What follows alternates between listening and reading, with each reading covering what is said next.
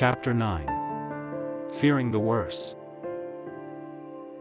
It is December 4, 1876. President Grant is inside his White House office standing by the window. Aware tensions are still high, he watches the protesters marching on the street below with concern. After almost a month, both sides are relentless in their support for their candidates. Orville Babcock is President Grant's private secretary and served as the same for him during the Civil War. He's in Grant's office reviewing a telegram response from General Sherman. Without turning away from the window, Grant, while chomping on his cigar, asks Babcock, "What reports have come in?" Babcock begins to read the telegram message out loud. From General Sherman. Disruption is being reported throughout the Union. The Republican and Democratic parties are both taking action in the streets to resolve the issues concerning which candidate will succeed you. It has also been reported that many military veterans, even though out of uniform, remain a threat. Frustrated and angered by the demonstrations, the president turns from the window and slams his hand down on the desk, startling Babcock. This country cannot afford another bloody battle. We must maintain order, and Congress must respond to their constitutional duty by the 6th when the electoral votes are submitted. As I see it, Tilden won the popular vote and is elected. Babcock places the telegram on the president's desk and walks out of the office.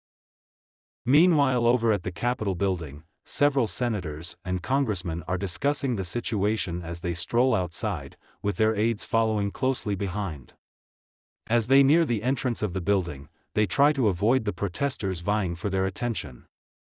Once inside, they continue to the House chambers, where they will begin hearings and debates regarding the latest news and events concerning the election dispute. Congressman John Good, a colonel in the Confederate Army during the Civil War, is currently the Democratic representative from Virginia. He enters the chamber with one of his aides. He begins tapping a folded newspaper against his left palm as he walks toward the front and center of the room to where the Speaker's desk is located. A few other congressmen, including Speaker of the House, Democrat Samuel Randall, are standing near the desk and are in mid-discussion when he arrives. They acknowledge him, then continue to talk amongst themselves. Good hands the paper off to his aide and in a hushed voice tells him, "When I signal, please read the Grant statement out loud." His aide agrees, then Good turns back to the gathered congressmen. Clearing his throat to gain the other men's attention, Good says, "Excuse me, gentlemen, I need your undivided attention for a moment so you can hear the statement made by the president." He signals with his hand for the aide to begin, and the aide straightens the paper out and begins to read aloud. It says that President Grant and the Republicans will have the regular army, but the governors of the Democratic states will have to call upon the militia if needed. The man stops and looks at the gathered congressmen. There is a moment of awkward silence. He then looks back to Good and asks, "Would you like me to read more?" "No. That will be all."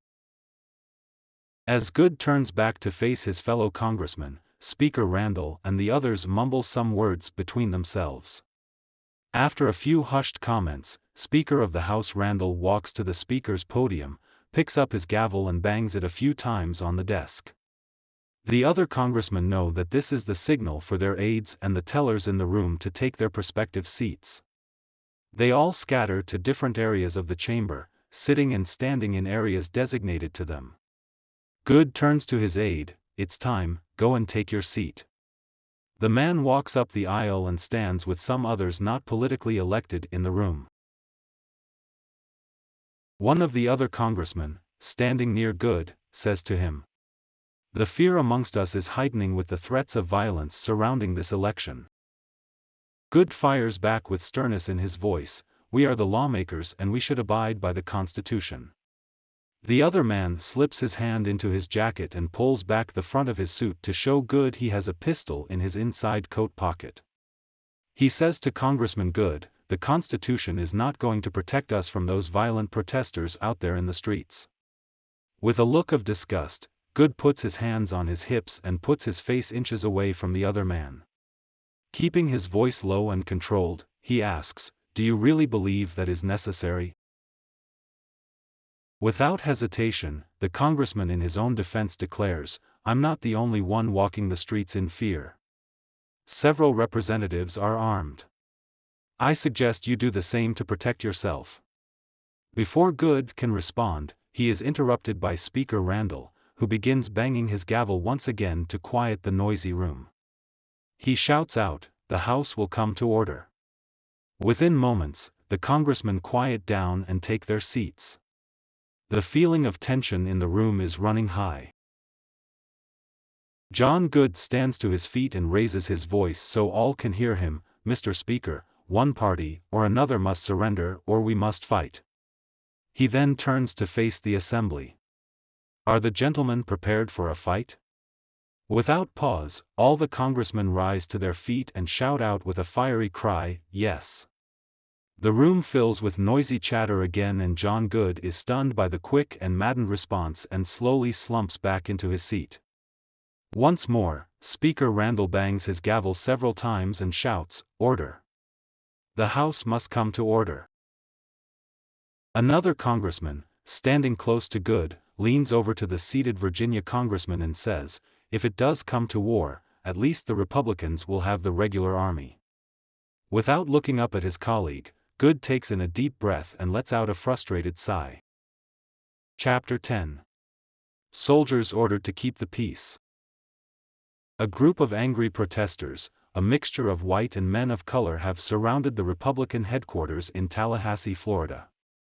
The men carry and wave political signs for both Hayes and Tilden. Soldiers, who are dressed in Confederate uniforms, surround the social unrest. Although these soldiers are under federal control, they have yet to be issued their blue uniform standard for the national government. Since the end of the Civil War and with the country at peace, the funds and supplies have been slowed to a trickle to the South. These soldiers have just been called up again and are struggling with the crowd trying to prevent riots from breaking out. They are there to keep the protesters from crossing the roped-off barriers located a few hundred feet from the entrance of the Republican headquarters. The soldiers have been ordered to do the best they can without harming anyone. So far, there have only been a few minor incidences with protesters fighting amongst themselves and not much work for them. Although their tempers do flare from time to time, the crowd remains relatively calm. Their mood changes every time a horse-drawn carriage filled with politicians carrying political VIP passengers moves into the area.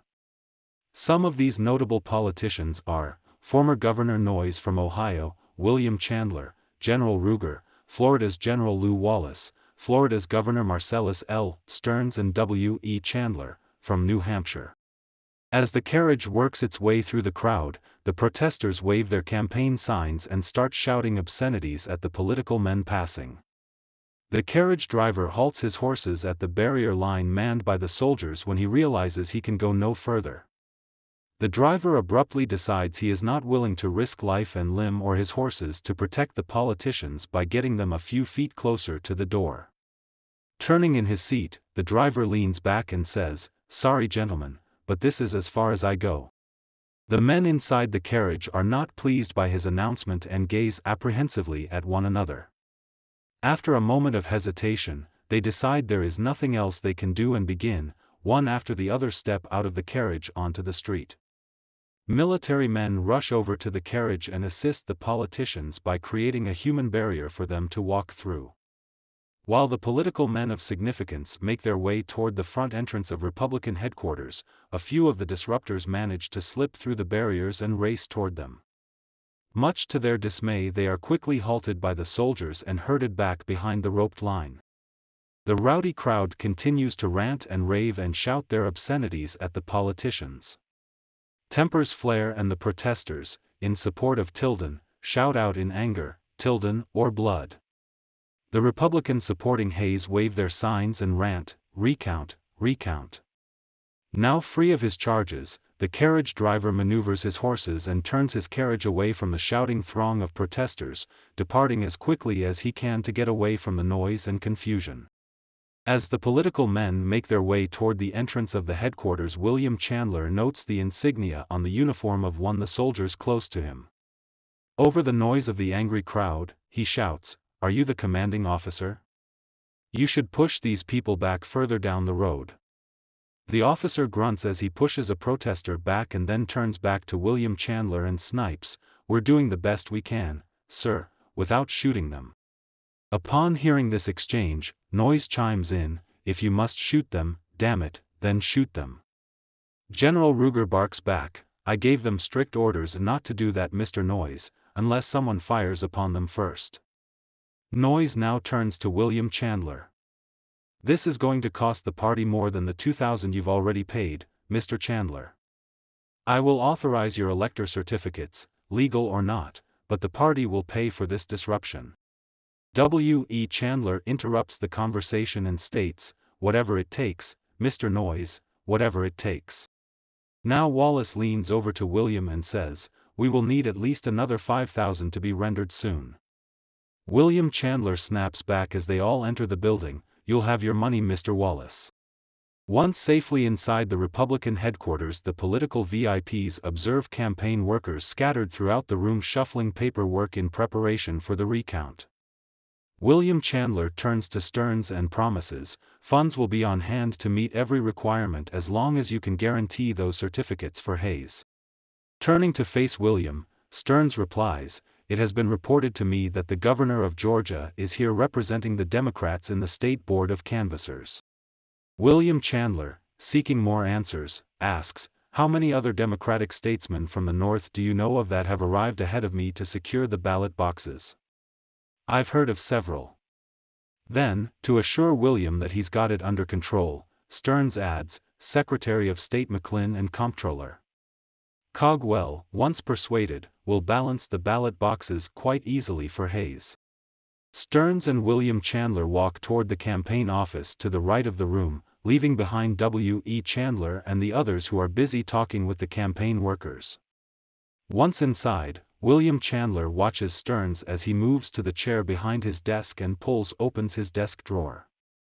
From this drawer he retrieves a bottle of whiskey and 2 glasses and places them on his desk. Starting to pour the whiskey, Stearns says, "So, I've heard you're a whiskey man." With a wink he continues, "This is the best in the South and will make you cry. Give her a try?"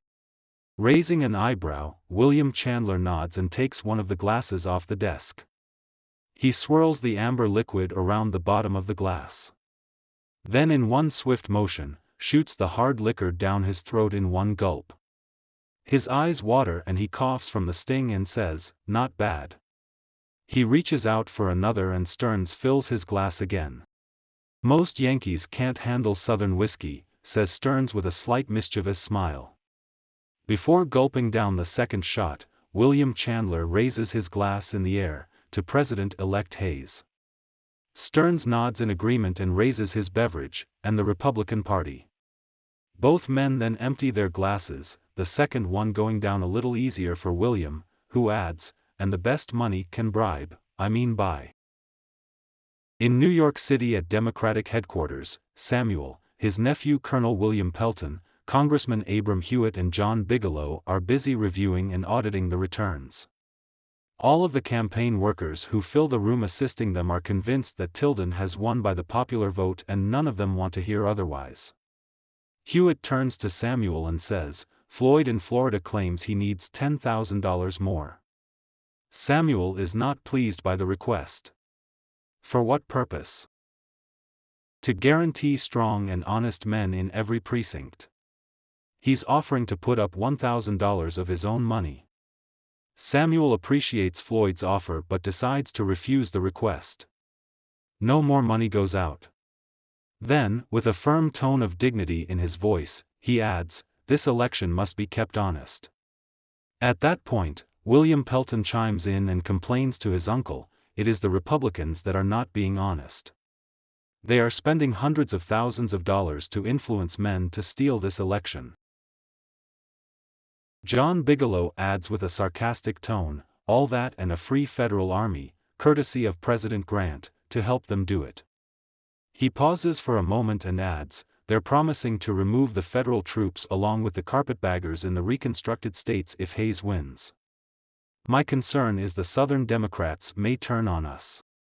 Samuel starts to get agitated at the direction this conversation is taking.